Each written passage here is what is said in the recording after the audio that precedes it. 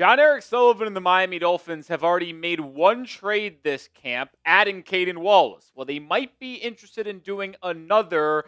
There's reported interest in cornerback Carrington Valentine. We're going to talk about it on today's show presented by Prize Picks. The report comes in from a Packers insider, Easton Butler, who definitely, talking with our Packers guy, is more of a volume reporter around Green Bay, but was all over the Micah Parsons trade a year ago and was pretty strong on the trade with Dontavian Wicks in Green Bay earlier this offseason. Well, he reported yesterday that corner Carrington Valentine has been a player called on, with the Dolphins, Bengals, and Steelers being teams interested. And I'm not that surprised. The Dolphins' cornerback room, we've talked about it, it's not that talented. There's some optimism on young guys like Chris Johnson, maybe Jason Marshall Jr. improving, and a longer look at Juju Brents, but you can't say confidently that it's a good cornerback room. There's been a lot of hits to the depth on this group as well, with Darrell Baker Jr. and Storm Duck on the PUP list, and they're going to likely start on the PUP list to begin the season. So with a lot of injuries and questionable talent in this room, John Eric Sullivan looking to add, I don't think is the craziest thing. Make sure you subscribe and turn on your notifications. We have daily Dolphins videos. We break down when there are breaking news. We're live for every Dolphins game as well. Only 13.5% of you guys have your notifications turned on. Let's up that. Hit that noti bell. But to me, if the Dolphins were actually interested in Carrington Valentine, which I actually believe they would be based off the reporting, he is Juju Brent's insurance to me. We've talked about Juju. We like Brent's a lot due to his size, physicality, his strong play in the couple weeks a year ago, but he's always hurt, and he's dealt with injuries already this training camp. Valentine, in 2,000 career snaps, not only already has experience with Jeff Hafley the last 2 years, but has had good success, allowing a completion percentage of 61.4 in his career. It's pretty dang good. QB rating of 93.1. Most of the touchdowns allowed all last season. Last year maybe wasn't his best year of his career, but as a rookie and second-year guy, he was good. And you look at his tape, you look at his player profile, the one thing that stands out the most to me is how good he is in man coverage.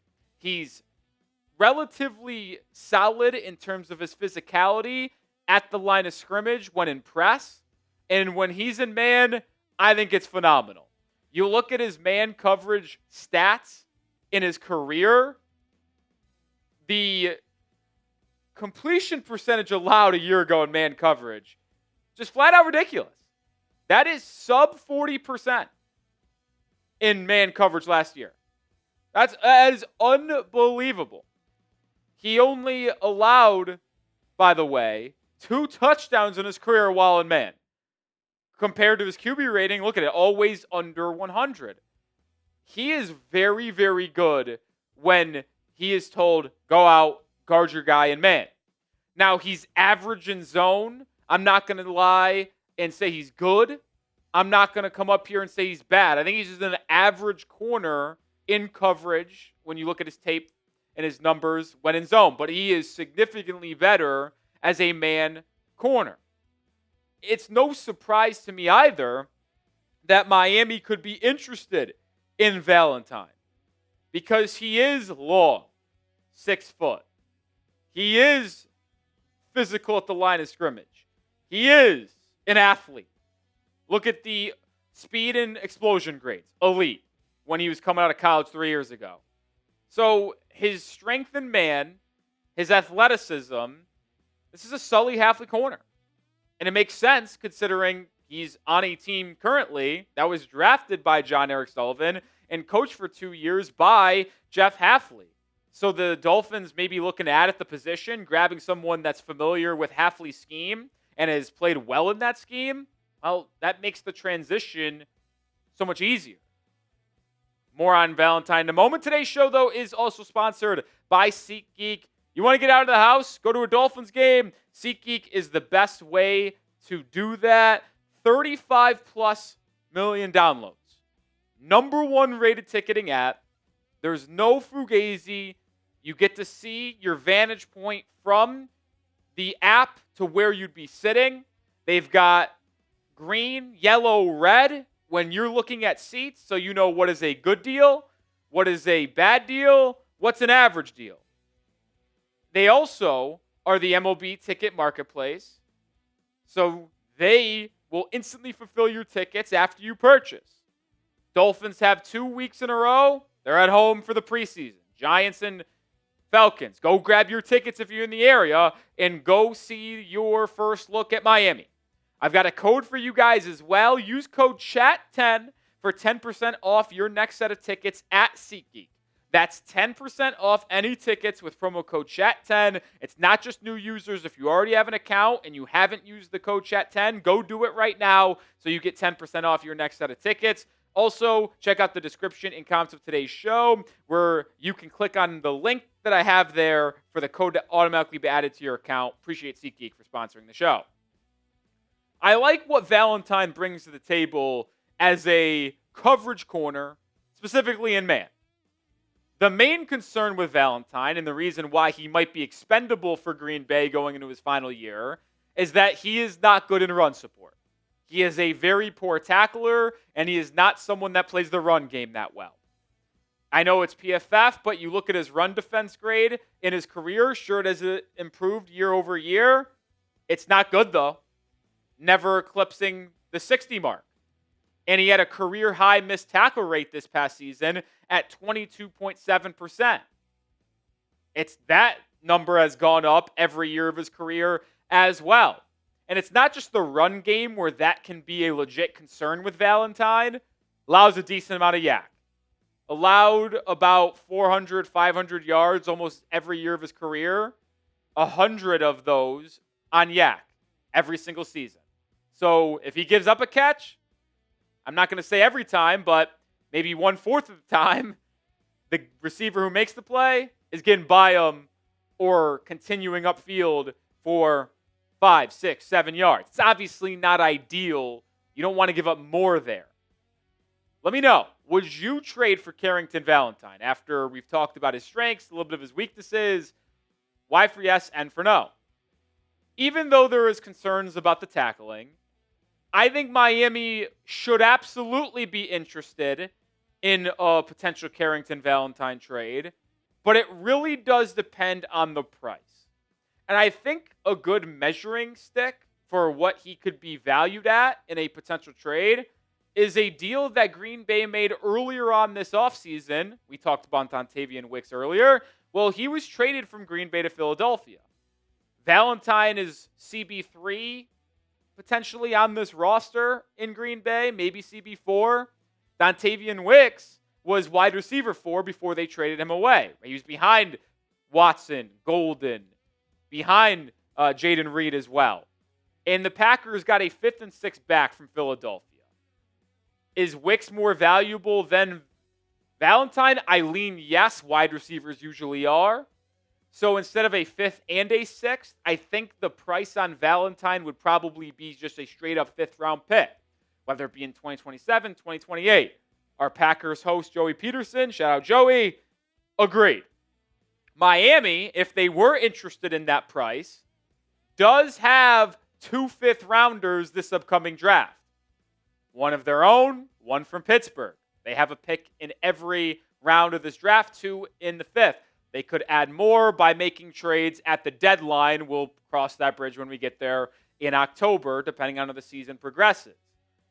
The question then is, if I would be in on trading for Valentine, depending on the price, is a 5th-round pick the right price, or is it a bit too much? Thoughts on that in just one moment. We are also brought to you by PrizePicks, the daily sponsor here at Dolphins Today. We also play PrizePicks every day. And I already got a lineup for you guys. You might miss the opportunity because, this video went out at 6 p.m. So Sandy Alcantara and Aaron Nola, they already began their game at 6. That's why you got to go follow me on the social feeds feature. Username is RollyCS. You see every single lineup that I make. I make a lineup every day. You can still take advantage if you're watching it before the W games tipped off. I have less on Anisha Morrow, 17.5 points and rebounds. Less on Shakira Austin, 33.5 points, rebounds, assists. and more on Olivia Miles, 19.5 points. Bonus lineup from last Flex Friday when I lost to win $95. Go get started with Prize Picks today. Download the app. Use code HMA. When you use code HMA at sign up, you unlock that new user offer where you win your first $5 lineup, you get $150 in bonus lineups. Use code HMA. Go follow me, Rolly CS. So is a 5th round pick too much for Carrington Valentine, or is it the right price? I think that's a relative strong pick for Miami to give up. And I think when you are looking at this from a Dolphins lens, and you think about going to trade for people, a lot of people told me the Dolphins will never trade draft picks to add talent to this roster because we build through the draft. You build through the draft, but you also add young talent when you can. And that's why Miami went out and traded for Caden Wallace. Even with the 5th round pick being, I would say, a valuable pick for a GM that has good history in finding talent in that range, and it looks like he did it again this year with rookies like Kyle Lewis, Trey Moore, just to name a few, I still think that is fine if you believe you need more insurance. You look at that cornerback room. I like your top 3, but can you really count on guys like Ethan Bonner, Marco Wilson, Miles Battle, Alex Austin? When you have a couple guys banged up there, it would be very beneficial to have a more solidified cornerback 4 you feel good about. And even though I think I still lean, I would try to see what you have in Juju Brents. Just face the facts. He's been unable to stay on the football field for more than 70% of a season in his career. It's why he was waived by Indianapolis and claimed by Miami a year ago.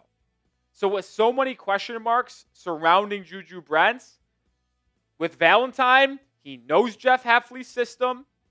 He stays on the football field, and he's had good success in the league playing 400, 500 snaps every single year.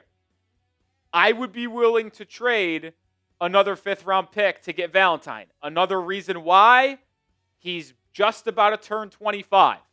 He's entering the final year of his deal. This might be a guy Miami goes out and signs a year from now in free agency. Well, why risk that if you can go at him now and sign him to an extension, and maybe you have a corner that you feel good about in that secondary for years to come with Chris Johnson? I'd be willing to do it. We know John Eric Sullivan isn't afraid to go add talent. They traded for Caden Wallace. So if you ever get concerned, oh, they're not going to trade for young guys or anybody because they're building through the draft. They already did it once. They'll be willing to spend for the right price. They're not going to spend crazy, but for the right price to add a young guy that they like to keep potentially in Miami long term. Valentine could be that.